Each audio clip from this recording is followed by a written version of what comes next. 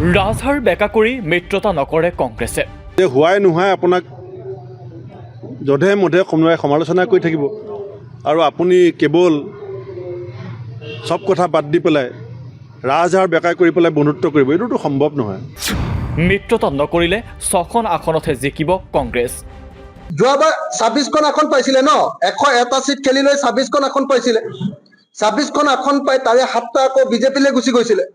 এইবাৰতো 26খন নহয়, 6খন আসনো নাপাব যদিহে ঐক্যবদ্ধ নহয়। আকৌ সংঘাত তুংগত বিৰোধীৰ ঐক্যৰ মাজত, গো বিতৰ্কৰ মাজতে অব্যাহত বিৰোধীৰ তৰ্কযুদ্ধ। সৰ্বত্ৰে প্ৰশ্ন উত্থাপন হৈছে, বিৰোধী ঐক্যৰ মিত্ৰতা থাকিবগৈনে? যোৱাবাৰ 26খন আসন পাইছিলে ন, 101টা সিট খেলি লৈ 26খন আসন পাইছিলে।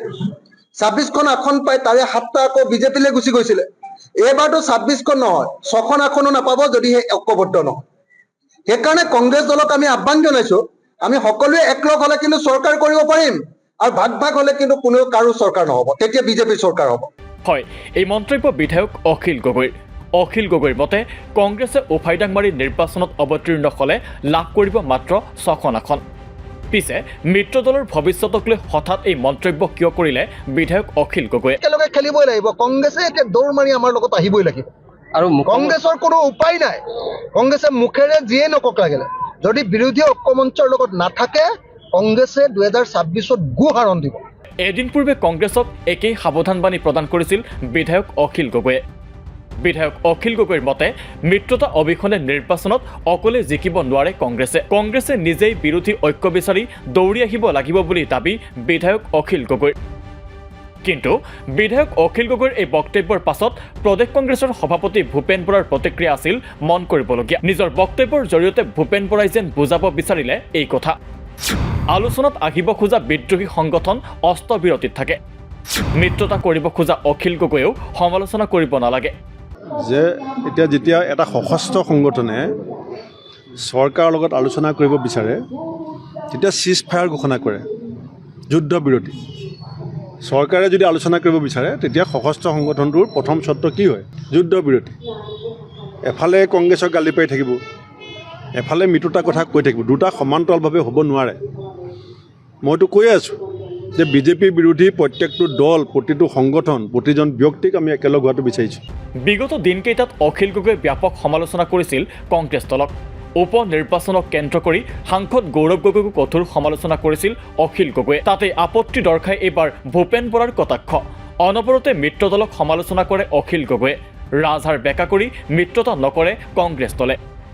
কিন্তু তাৰমানে এইটো নহয় যে হোৱাই নোহোৱাই আপোনাক যধে মধে সমালোচনা কৰি থাকিব আৰু আপুনি কেৱল সব কথা বাদ দি পেলাই ৰাজহাৰ বেকা কৰি পেলাই বন্ধুত্ব কৰিব, এইটোতো সম্ভৱ নহয়। সেইকাৰণে মই তেখেতক এষাৰেই ক'ম, যদি সঁচি অৰ্থত বিজেপি বিৰোধী শক্তি হিচাপে আমি যোনে নিজক পৰিচয় দিব বিচাৰোঁ, আমি কিছুমান সৰু কথাক বাদ দিবলৈ শিকিব লাগিব। কিছুমান বিষয়ক বাদ দি বৃহত্তৰ স্বাৰ্থৰ খাতিৰত, জাতীয় স্বাৰ্থৰ খাতিৰত, সাম্প্ৰদায়িক বিভাজনকামী বিজেপিক প্ৰতিহত কৰিবৰ কাৰণে আমি একত্ৰিত হ'বলৈ হ'লে আমি কিছু সংযমো হ'ব লাগিব। ভূপেন বৰাৰ মন্তব্যৰ পাছত আকৌ একেই সাৱধানবাণী বিধায়ক অখিল গগৈৰ। অখিল গগৈৰ মতে উপ নিৰ্বাচনত অকলে অৱতীৰ্ণ হোৱাৰ ফল ভুগিলে কংগ্ৰেছে। 2026ৰ বিধানসভা নিৰ্বাচনত অকলে অৱতীৰ্ণ হ'লে মাত্ৰ 6খনহে আসন পাব কংগ্ৰেছে। কংগ্ৰেছ দলে আপোনালোকে সকলোৱে জানে যে কংগ্ৰেছ দলে আমাৰ ঐক্যমঞ্চৰ পৰা ওলাই গৈ 5টা সমষ্টিতে অকলে 5টা কেণ্ডিডেট দি দিছিলে। কিন্তু 5টা কেণ্ডিডেট দি দিয়াৰ পাছত কি হ'ল সকলোৱে জানিলে, 5-0 হ'ল, 0 পালে কংগ্ৰেছে।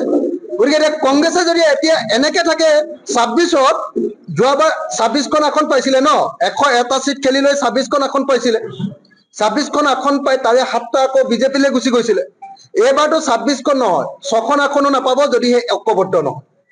সেইকাৰণে কংগ্ৰেছ দলক আমি আহ্বান জনাইছো, আমি সকলোৱে একলগ হলে কিন্তু চৰকাৰ কৰিব পাৰিম, আৰু ভাগ ভাগ হলে কিন্তু কোনেও কাৰো চৰকাৰ নহব, তেতিয়া বিজেপিৰ চৰকাৰ হ'ব।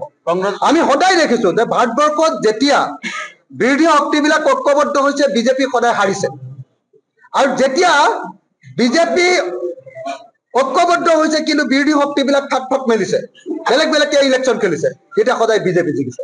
সেইকাৰণে এইটো শিক্ষা হ'ল যে সদায় চৰকাৰী পক্ষৰ দলবিলাকক যদি হৰুৱাব লাগে তেতিয়াহ'লে বিৰোধী পক্ষবিলাক ঐক্যবদ্ধ হ'ব লাগিব।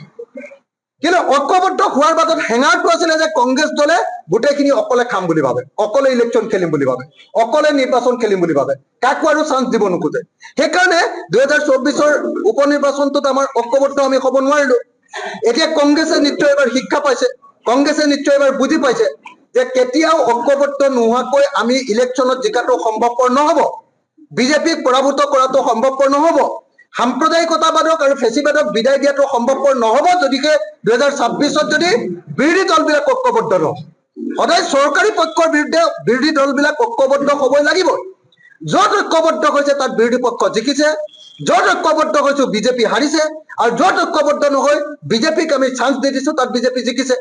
গতিকে 2026 চনত আমি জিকিম নে, আমি চৰকাৰ কৰিম নে, বিৰোধী পক্ষই চৰকাৰ কৰিম নে, বিজেপিয়ে চৰকাৰ কৰিব, এই সিদ্ধান্ত কংগ্ৰেছে ল'ব।